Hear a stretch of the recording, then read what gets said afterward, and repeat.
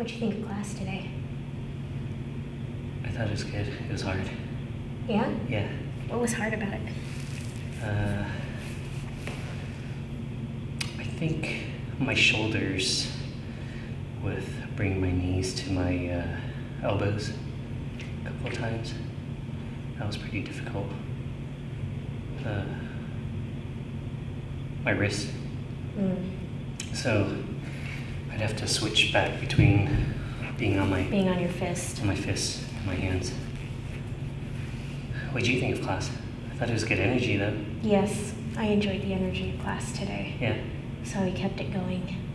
Tell us what was your mindset or your strategy going into this class when you put the flow together? I think I was looking more for a flow that would kind of keep on moving and be really fluid, and less about balancing and things like that. You know, some weeks I will have more balancing postures, but today I was thinking just something with the fluidity of movement, and I thought that worked out pretty well. And I think everyone, once they understood the transitions, and we took the time to build that in the beginning, then I thought it went really great, and everyone kind of pieced it all together. And then they kind of felt that in their bodies and didn't have to think about where to put this, where to put that. And I thought it was really nice. I looked at everybody's practice and thought it looked really good. Yeah.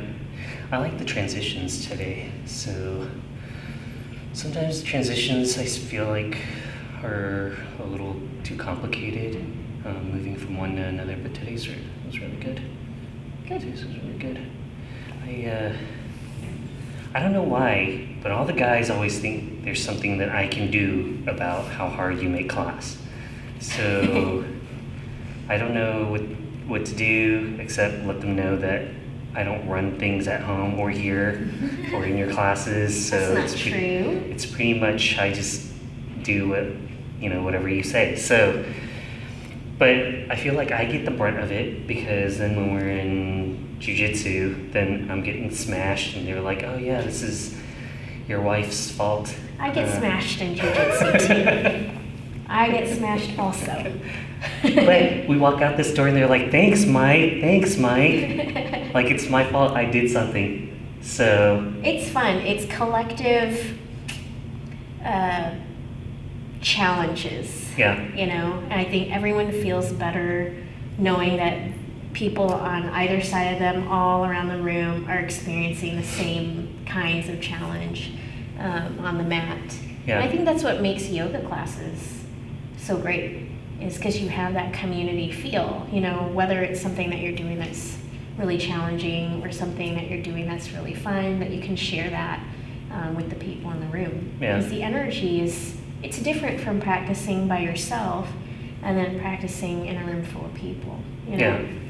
You can really feed off each other when you're in here. Yeah. People push each other a little bit, especially in this class, right? This is one of the harder classes, so. And for Sunday's class, I really take a little bit more liberty to, you know, create different things in the flows that I don't maybe do on a Monday 45-minute class, because that one I feel like it's got to be a little more straightforward because we don't have the time to, you know, build in some of the things that take a little bit more cueing at first or something like that. But Sunday we have a little bit more time, and I feel like I can be a little bit more creative in what I do, and that most of the people for the Sunday class have been with me a while practicing, so it's helpful in that I don't have to always explain you know, everything too much, but I think still people that kind of aren't used to my teaching can still hop in and still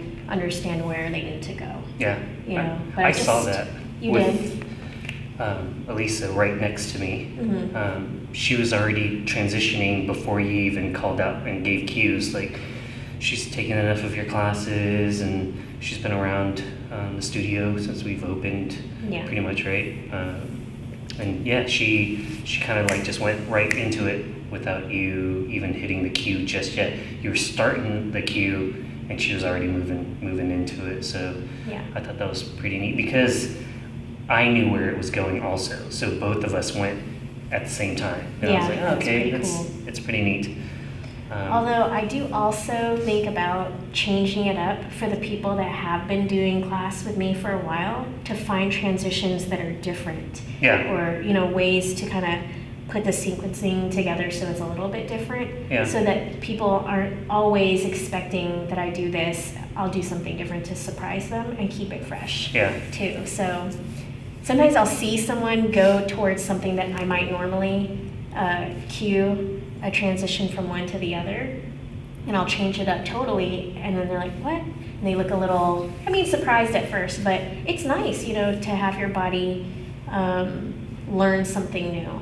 Yeah.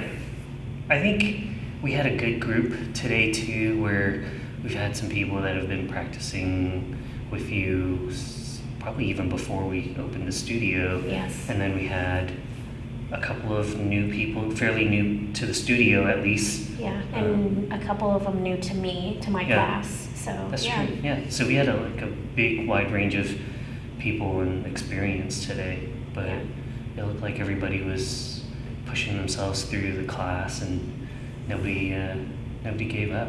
Yeah. It was tough. It was a tough class. Sunday classes are always tough classes, but I think it was cool to see that so many different experience levels were in here and kind of just going through it, like just really probably listening to their body and making sure that they can do what they can do, and then if they can't, then they would modify. Well, I think too what I noticed in class today that I really liked as well, and I've been noticing throughout classes here, is that people are working to their pace. So they might start to feel a little bit rushed, and then they realize that, and then come back to their breath, and then kind of steady themselves before they move on. So that's been really good. Yeah. I'm glad that I'm seeing a lot more of that.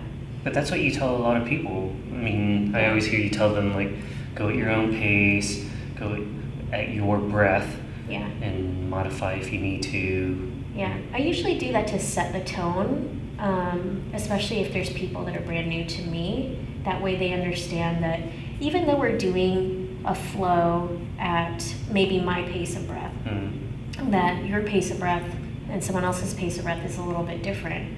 And then just kind of honoring and listening to you and how you kind of breathe, and then how your body's feeling in that movement. And then from there too, it's like some people, I think, feel rushed to kind of catch up because they're like, I don't want to fall behind, then I'll forget what's going next, or whatever. But I think with the mindset of, hey, you know what, do what you can, and not all the poses might work for you, for your body today. Doesn't mean that maybe tomorrow it'll be different, because everyone's body, feels different depending on what you do. Yeah. And then just kind of recognizing that and adjusting when you need to. I think it was really good today. Yeah, I had to use the blocks a couple of times, but it felt good, That's an interesting thing, because people sometimes don't want to use blocks, because they somehow feel like using blocks means that they're not, advancing in their practice, or, they're not able to fully get that pose. But I feel like blocks are really great for helping you. Like, I always say blocks are there to help the ground come up to you, right? And there's nothing wrong with that. In fact, it's actually better for your body if you can't reach, not to kind of fully extend to reach down towards the ground, because you're not getting what you need out of the pose or the practice if you're doing that. And I think the risk of getting injured trying to reach for the floor sometimes is not good. So using the blocks is absolutely great. Yeah, that's what I think about when I use the blocks. That's why I always try to grab some blocks just in case. Yeah. If I don't use it, then it's still there. It doesn't hurt, and we have plenty of blocks here. But I think lately I've been trying to use the blocks more, and just I feel like I can get a deeper stretch if I use the blocks, as opposed to changing how my body is to make that position work. I don't know if that sounds right, but like if I can get my leg a little bit more straight and fold deeper into it, as opposed to just like having to bend my knees all the way just so I can touch the ground without falling over. Yeah. So I feel like it actually helps my stretches and my positions and poses better. I think so. Yeah. I mean, So about the breath thing, I was curious. Do you know, we all start off at our own pace, but do you notice, like, as the class goes and as the intensity picks up, does everybody's breath sink in? Like, is everybody starting to go on the same breath? Because everybody's breathing harder because we're working pretty hard, right? I've never noticed. I was just curious if you've seen that. that does happen sometimes. It's Yeah. kind of like, it's very neat to see and Yeah. witness when it does happen and everyone's kind of in sync Yeah. with their breathing. It's really cool. But, you know, sometimes I can hear some people's breathing is a little bit more labored. And Yeah. then I might, you know, just kind of remind people to make sure to kind of deepen their breathing and really bring it back to the breath, because that's probably one of the key parts of the practice. And once you start to have shallow breathing, then everything else kind of falls off too, Yeah. with the physical practice. So, but yeah, today in particular, I felt like a lot of us were in unison with breathing, Mm. and it was really, I thought, magical Yeah. to watch it happen today. So, I thought it just sounded great when everybody took that deep breath in and everybody let out that deep breath all Yeah. at once. Like, you can hear it, you can feel it, like you can feel it warm, like the room get warmer. And it was just like, it was crazy. But it was really neat. Do you see any concerns in the class today? Or? no, I mean, like I said, I think mostly if you have a mixture of people that are new to me or new to the studio, then they're just trying to find their way sometimes about. Yeah. And then if it's been a while since they practiced, that also plays a part too. So, you know, when I noticed that they were kind of rushing, then I would just make sure to remind people to, you know, take your time, make sure that, like for me, I feel like, especially in a flow class, when you are transitioning from a folded position to a more upright position, or you're transitioning from the front of the mat to the back of the mat, you know, those kind of bigger transitions require that you are kind of steady and before you move. Most transitions do, but like the tinier transitions are different. I think you could probably still get away with that without thinking about it, but the bigger transitions, I start to notice that people are kind of rushing, and then things start to happen in there and leaves room for possible injury. So I always remind people before we take a big transition, make sure that you firm the glutes up, stabilize your feet, and then move. You know? Yeah. And that's really for everyone, because sometimes you're in the practice, you're kind of not thinking about that and activating like the stabilizing muscles. So I think it's always a good reminder for most people, especially early on when we're building flow. And then later on, if I start to see it once we're flowing all together and I see it again, I might mention it. But usually by the end of it, and we've done it a couple of rounds, people get it, and then their bodies kind of recognize where to go, what to do. Yeah. And that's beautiful in itself, because you know then we're flowing, and it feels nice in the body to do that.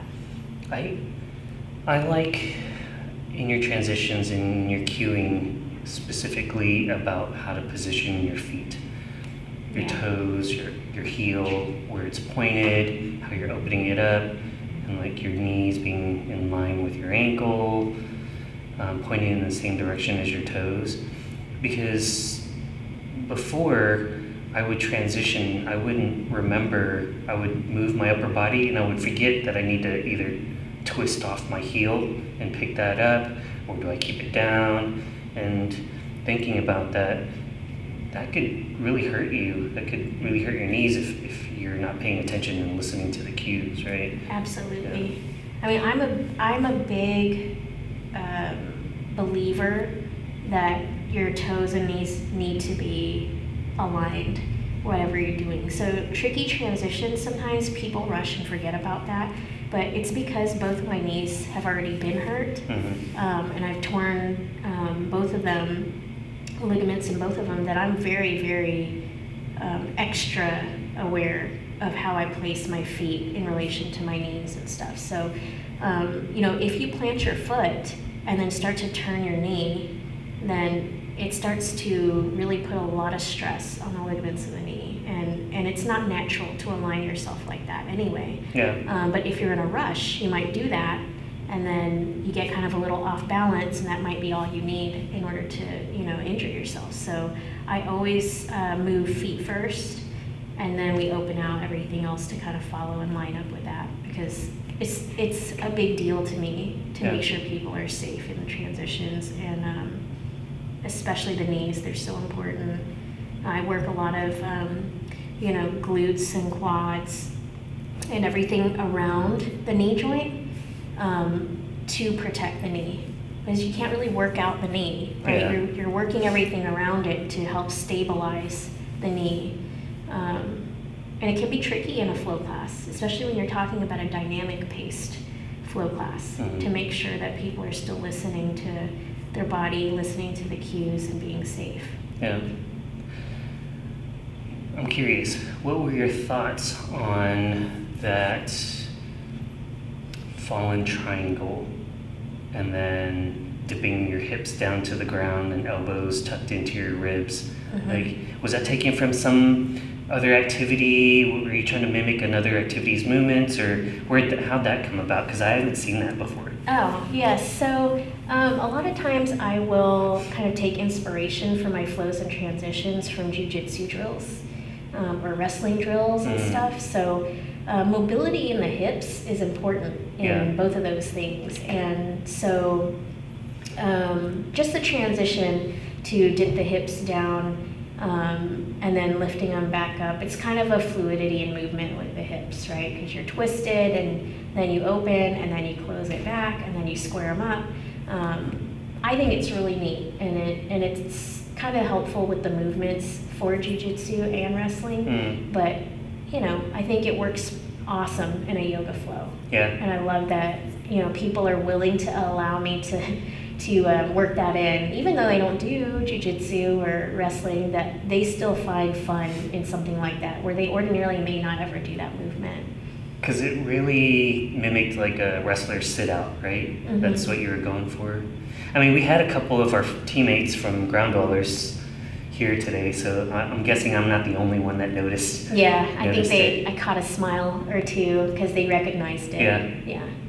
Good. Would you think, any other thoughts about class today? I thought it was great. I mean, Sundays is always good energy, and it was always fun, so. Yeah, I always have fun teaching the Sunday crowd, and they're willing to kind of let me do my thing as well, and just with the mindset of, hey, let's just have fun, see what happens. Like last week's class was totally different. But again, I was experimenting with something, and everyone was game to try it, and that's, I don't know, sometimes you have to change it up, even though you have like a regular practice, and I think it's good to be creative in that space. Yeah. I love Sunday. I mean, this is the way to get our Sunday started. Yeah, thank you. Good job.